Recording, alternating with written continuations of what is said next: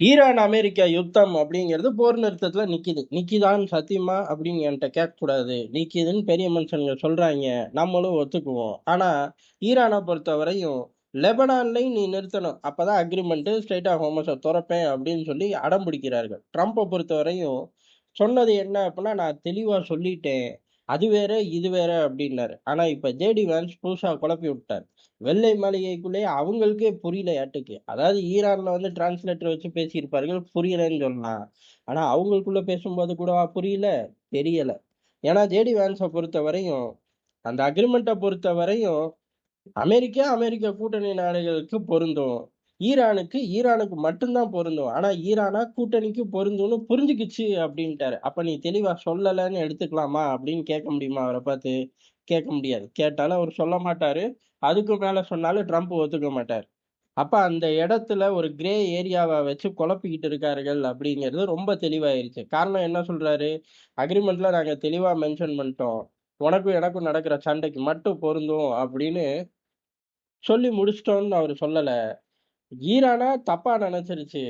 அக்ரிமெண்ட்ட பொறுத்தவரை அமெரிக்கா, அமெரிக்க கூட்டாளிகளுக்கு பொருந்தும். ஈரானுக்கு பொருந்தாது. ஆனா ஈரான் வந்து தன்னோட கூட்டாளிக்கு பொருந்தும்னு ஈரான் நெனச்சுக்கிச்சு அப்டின்ட்டாரு.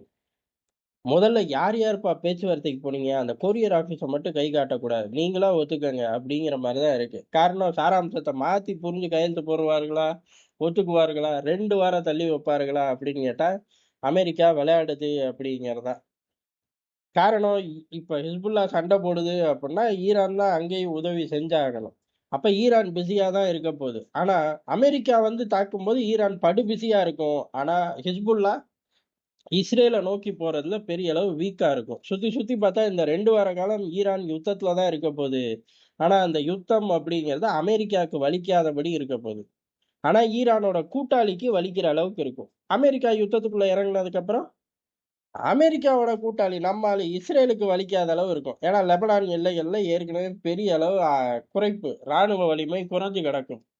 அப்ப தெளிவா இந்த டைரக்ஷன்ல கூட்டிட்டு போறதுக்கு தான் அக்ரிமெண்ட்ல கிரே ஏரியா மாரி பண்ணி வச்சிருக்கார்கள். இப்ப ஜேடி வேன்ஸ் சொன்னது மூலியமா கன்ஃபார்ம் ஆயிப்போச்சு. ஆனா இதெல்லாம் ஈரான் ஒத்துக்கணும்ல. அவர்கள பொறுத்தவரை ஒரு 2 நாள் பார்ப்பார்கள், இல்ல ஒரு 4 நாள் பார்ப்பார்கள். ஸ்ட்ரெய்ட் ஆஃப் ஹோர்மஸ மட்டுமே வச்சு பஞ்சாயத்து பண்ணிக்கிட்டு இருப்பார்கள். பொசுக்குன்னு இங்கேருந்து இஸ்ரேல இவங்க அடிக்க ஆரம்பிச்சுட்டார்கள். இல்ல கூட்டணி நாடுகள், அதாவது வளைகுடால உள்ள நாடுகள், ஜிசிசி நாடுகள் குறிப்பா கத்தாரு, யுஏஇ, சவுதி போன்ற நாடுகள்ல மீண்டும் கைய வச்சார்கள் அப்படின்னா, ஆட்டோமேட்டிக்கா யுத்த நிறுத்தம் பிரயோஜனம் இல்ல. அதாவது யுத்த நிறுத்தத்தை ஈரான் மீறிருச்சுன்னு அமெரிக்கா சொல்லும். அமெரிக்கா யுத்த நிறுத்தத்துக்குள்ளேயே வந்து நிக்கலையப்பா அப்படின்னு ஈரான் சொல்லும். ஆனா உலகம் யுத்தத்துக்குள்ளேயே இருக்கும். நம்ம பாட்டு பேசி கப்பல கூட்டிட்டு வந்திருப்போம். இவனுங்க ஏதோ யுத்தத்த நிறுத்திப்புட்டோம் அப்படின்னு சொல்லி, அவனுங்க டக்குன்னு 20,00,00,000 அப்படின்னு ஆப்பரேட் பண்ணி, இப்ப 20,00,00,000க்கும் கப்பல் நகருமாங்கிறது சந்தேகம். ஆனா இது பூரா வெளிப்பார்வைக்கு. சத்தம் இல்லாம டிரான்ஸ்பாண்டர் ஆஃப் பண்ணி நகர்ற கப்பல் நகர்ந்துகிட்டு தான் இருக்கு. ஈரான் வழி விடுறது வழி விட்டுக்கிட்டு தான் இருக்கு. அது தனி கதை. இதுக்குள்ள வராது. ஆனா இங்க வெள்ளை மாளிகையே பெரும் குழப்பத்துல இருக்கு. சொல்லப்போனா ட்ரம்ப சில சமயம் அம்போன்னு விட்டுர்றார்கள். காரணம் இந்த யுத்த நிறுத்தத்துக்கு முன்னாடி ட்ரம்ப தனியா விட்டுட்டார்கள். ட்ரம்புக்கு மட்டுமே தான் தெரியும் அப்படின்னு வெள்ளை மாளிகையே கைய தூக்கிருச்சு. என்ன ஈரான் விவகாரத்துல என்னத்த பண்ண போறாரு அப்படின்னு. அவரு பாட்டு பொசுக்குன்னு பொட்டிய தொறந்து டம் டம் டம்னு கோடெல்லாம் தட்டி விட்டாரு அப்படின்னா, அணு ஆயுத கமாண்ட் சென்டர் பூரா இயங்க ஆரம்பிச்சுரும் அப்படின்னு ஒரு பயத்துல அவனுங்களே இருந்திருக்காய்ங்க. அதுக்கடுத்து பயம் தெளிஞ்சாலும் அவர்களுக்குள்ள ஒரு பேச்சுவார்த்தையிலே பெரிய அளவு 2 பேருக்கு புரியலன்னு வச்சுக்கலாம். இல்ல 2 பேரும் புரியாத மாரி ஊர் மக்கள குழப்புறார்கள்ன்னு எடுத்துக்கலாம். ஜேடி வான்ஸோட ஸ்டேட்மெண்ட்ட பொறுத்தவரையும். இதுல வெளியில உள்ள பிளேயர்கள் ரொம்ப முக்கியம். இப்போதைக்கு கிடைக்கக்கூடிய தகவல் தாறுமாறான டெலிவரி ரஷ்யால இருந்து உள்ளுக்குள்ள ஈரானுக்குள்ள நகர்ந்துகிட்டு இருக்கு அப்படிங்கிறது தான். 2 வாரத்துக்கு தயாராகிறார்கள். அதனால பெரிய அளவு பேக்கப்பை இந்த பக்கம் ஈரான் உறுதி செய்ய முடியுது.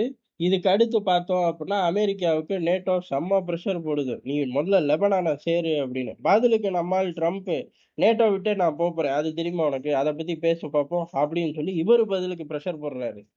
இவரு பாட்டு பொசுக்குன்னு விலகிருவாரு சட்டுன்னு. எப்படி WHO விட்டு விலகுனாரோ, அதே மாரி விலகிட்டு போயிருவாரு. அடுத்த அதிபர் வந்து சேர்ந்துக்குவாரு. இது ஒண்ணும் பெரிய டீல் கிடையாது அவர்களுக்குள்ள.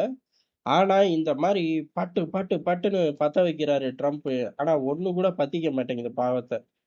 ஈரான் யுத்தத்துல என்னத்தையாச்சும் சாதிச்சுட்டேன் அப்படின்னு சொல்ல கூட அவர முடியல. அதாவது பொய் சொல்ல கூட முடியல. உதாரணத்துக்கு 8 யுத்தத்த நிறுத்தின ஐயாசாமி நான் தான் அப்படின்னு சொன்னார்ல. ஈரான் யுத்தத்துல அந்த பொய்ய கூட அவரால சொல்ல முடியாம தடுமாறுறாரு. அதனால தான் அவர் சகாக்களும் உளறுறார்கள். ஒரு கிரே ஏரியாவ உருவாக்கி வச்சிருக்கார்கள். கிரே ஏரியா கரையேத்தி விடாது. மேற்கொண்டு யுத்தத்த வளர்த்து விடுங்கிறது தான் எதார்த்தமான உண்ம.